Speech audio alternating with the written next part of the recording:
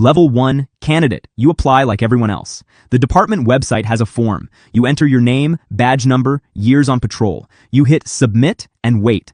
6 months later, a letter arrives. You're called in for an interview. You drive out to the training range. The building looks like an ordinary municipal warehouse. Fluorescent lights, bad coffee, a guy in a tactical shirt grills you for 4 hours.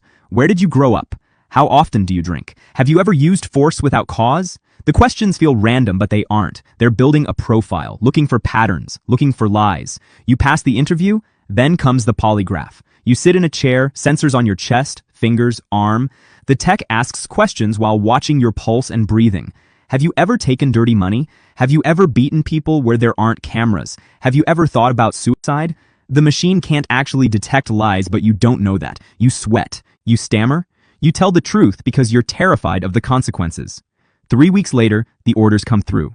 You've been accepted into tactical school. Level 2, cadet. You're sent to tactical school. Locals call it the box. It's a concrete complex outside the city. For the next 6 months, it's your home. Wake up at 5 a.m. 5 miles of running in a plate carrier before breakfast. You sit in classrooms studying ballistics, explosives, and close quarters battle tactics. CQB. You learn to spot threats patrol officers miss, a shadow in the hallway, a glint of metal, a blind spot behind a door.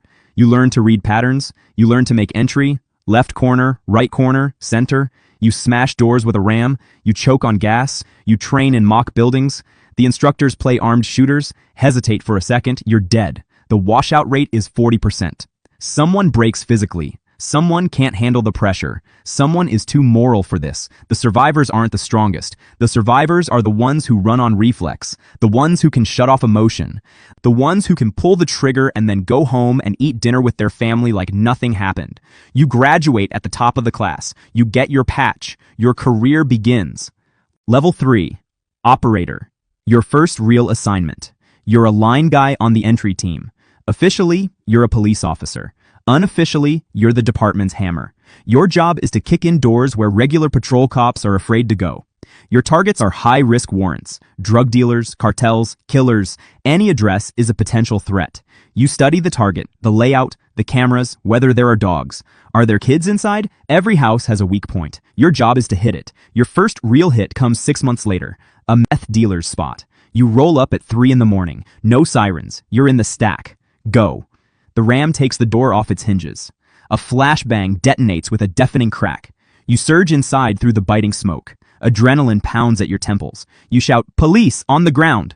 The suspect reaches for a pistol on the table. You don't think. 2 shots to center mass. He goes down.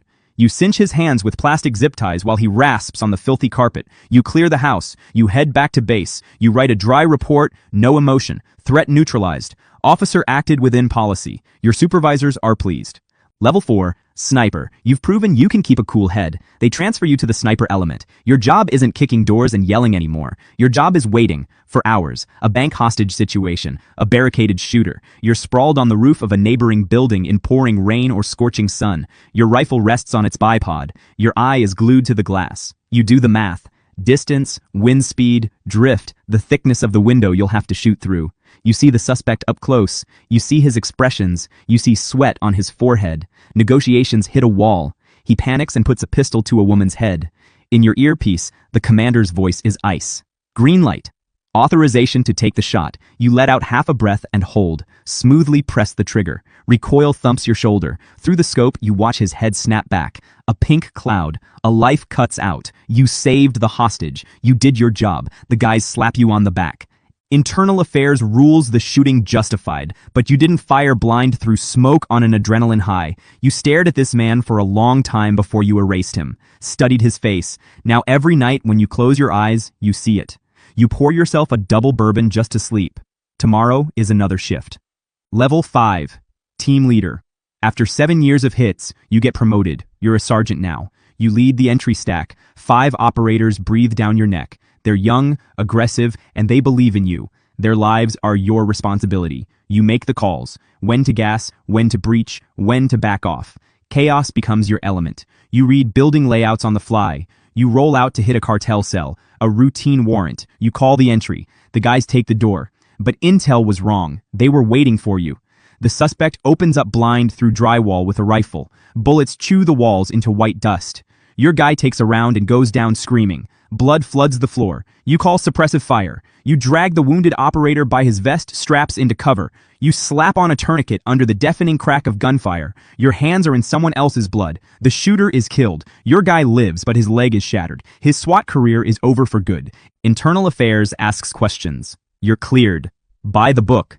But it doesn't change anything. You replay that moment 1,000 times. If you'd thrown one more grenade. If you'd gone through the back door. You blame yourself. You lie awake at night staring at the ceiling for hours. But you don't get to show weakness. You cinch down the heavy vest. You've got a new warrant in 2 days.